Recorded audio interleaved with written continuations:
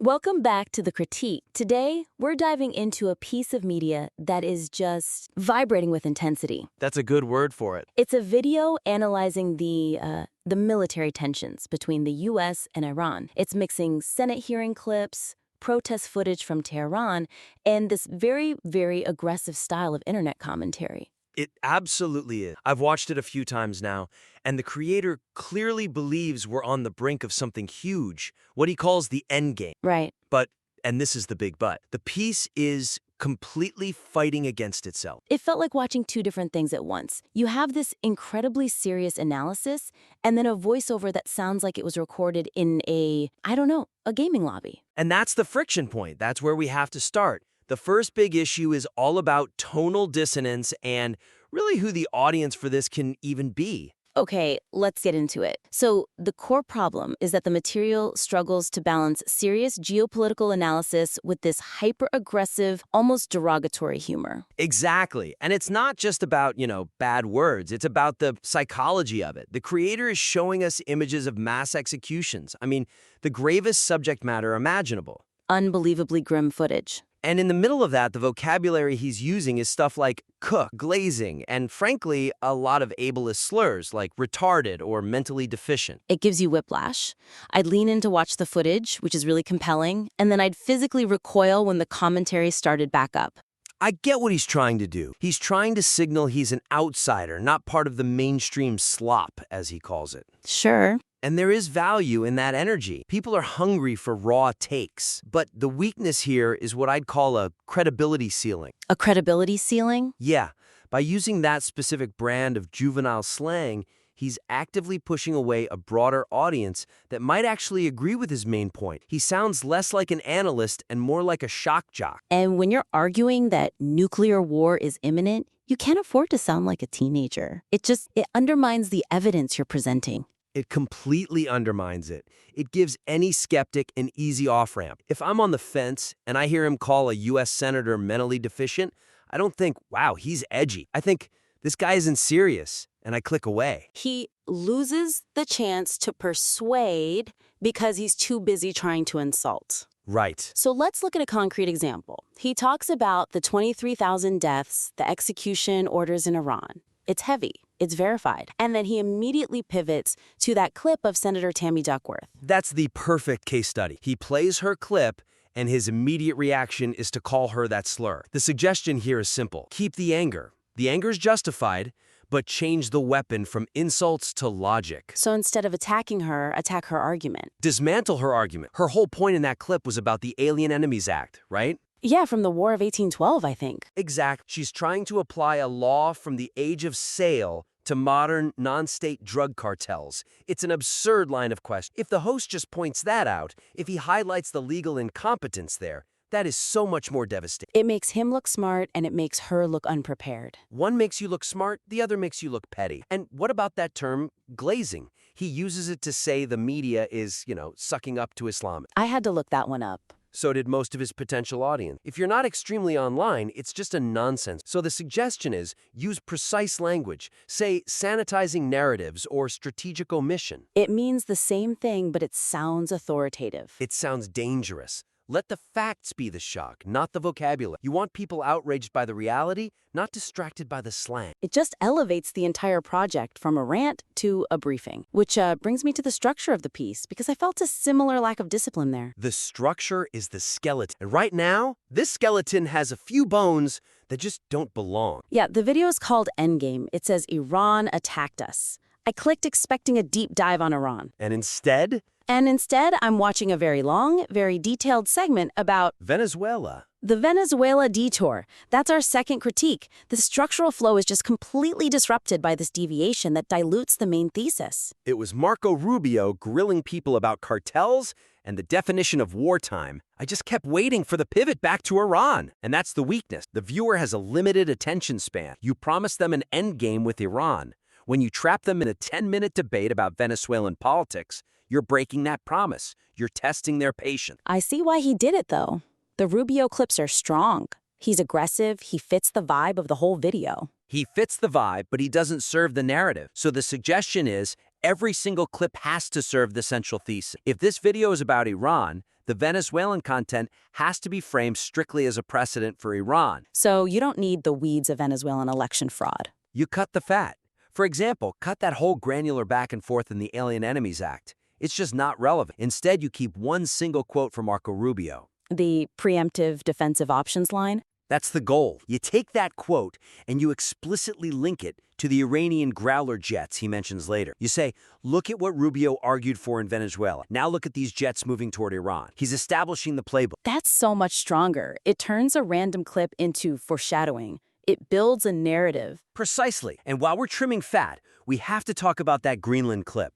Oh, the Trump clip where he talks about buying Greenland and gets it confused with Iceland? Yeah, it's a funny clip.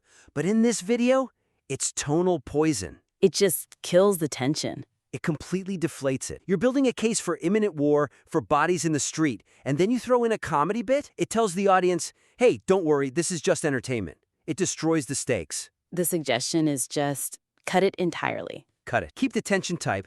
Okay, let's shift to the evidence itself, because he's making some really bold claims about what's happening inside Iran. And this is a critical point about, let's call it epistemic hygiene, how we know what we know. He's mixing verified footage with admitted rumors, and that mix is dangerous. I noticed that. He talks about reports of bodies being melted in acid or put in meat factories.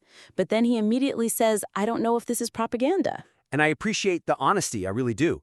But from a persuasion standpoint, that's a huge weakness. The inclusion of admitted rumors weakens the impact of the verified, horrifying evidence you show right next to it. It poisons the well. Complete. When you mix unverified horror stories with confirmed stats, like the 23,000 death toll from Human Rights Org, you give skeptics a reason to dismiss the whole thing. The viewer starts to wonder, well, if the meat factory story is fake, are the execution numbers fake too? And the crazy thing is, he doesn't need the rumors.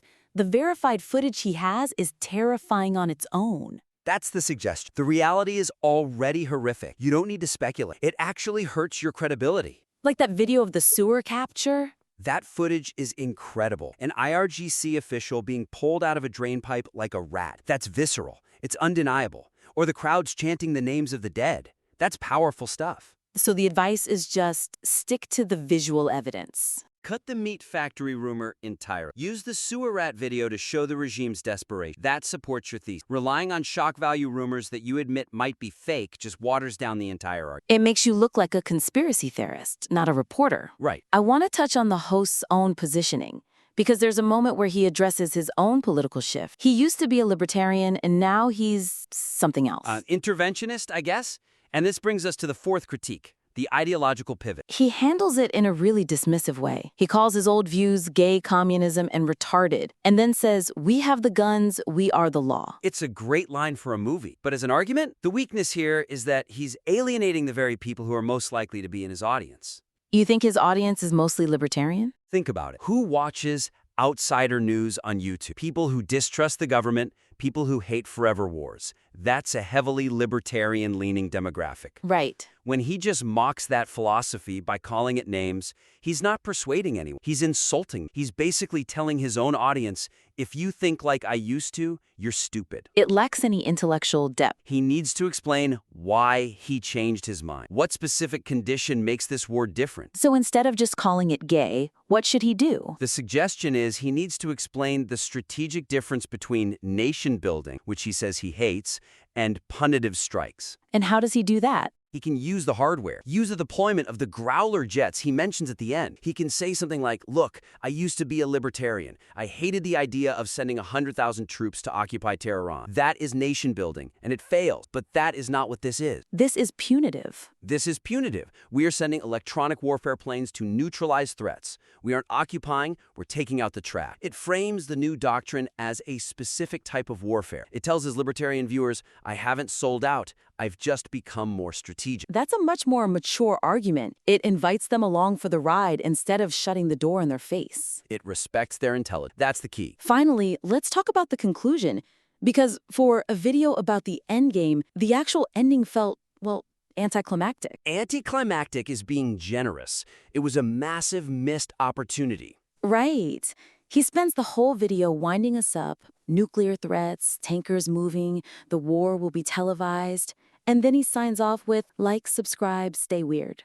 The tension is gone. It's a generic YouTuber sign-off that belongs on a gaming stream, not a war room briefing. If you've sold an imminent historic conflict, the ending has to match that urgency. So what does a better ending look like? Give the audience a direct, don't just tell them to subscribe, tell them what to watch, give them a metric. A specific signal. Exactly. Tell them, watch the movement of the USS Abraham Lincoln. If it crosses the Strait of Hormuz in the next 48 hours, the game is on. I love that. It gamifies the news. It makes the viewer feel like they're part of the intelligence loop. They're not just a consumer, they're a watcher. It turns them into an active participant, and it creates a hook that lasts beyond the video itself. And you had one other idea about the sponsor read. Oh yeah, the sponsor is Aura, a digital security company. And normally those ad reads are so awkward. Hey guys, protect your passwords. Always feels like a commercial break. It doesn't have to. The suggestion here is to connect the sponsorship back to the threat. Cyber warfare is a huge part of Iran's strategy, right? For sure. So frame the sponsor as digital armor for the coming conflict. Don't just say, protect your bank account. Say, the war is starting, and the first front is digital. You need armor for that front. That is why I use Aura. It integrates the business side into the narrative seamlessly. It reinforces the thesis instead of distracting from it. That ties everything together perfectly. Okay, so let's recap the main takeaways. It really all comes down to elevation and discipline. First, clean up the vocabulary. Keep the outsider energy, but lose the slurs and niche slang. It's just creating a credibility ceiling. Second, tighten that narrative focus. If the video's about Iran, then the Venezuela stuff needs to be trimmed way down. Use it as precedent, not a detour. And definitely kill the Greenland clip. Third, stick to verified evidence. The sewer capture is more than enough. You don't need unverified rumors about acid baths that just give skeptics an excuse to tune out. Fourth, articulate your ideological shift. Explain the logic behind moving from libertarianism to this new stance. Use the military hardware to make your case. And finally, stick the landing. Don't just say stay weird. Give your audience a real-world signal to watch for and integrate your sponsor into the actual narrative. If the host can clean up the slop, to use his own word, and really sharpen the argument, this thing goes from a niche rant to a definitive briefing. It has so much potential. The raw power is there. It just needs that editorial discipline to really land the punch. We want to thank the listener for sending this in. It was a wild ride. Absolutely. With these changes, it could be truly impactful. I'd love to see the next version. We invite you to trim the fat, sharpen the spear, and submit your work back to us again. Until next time, this has been The Critique.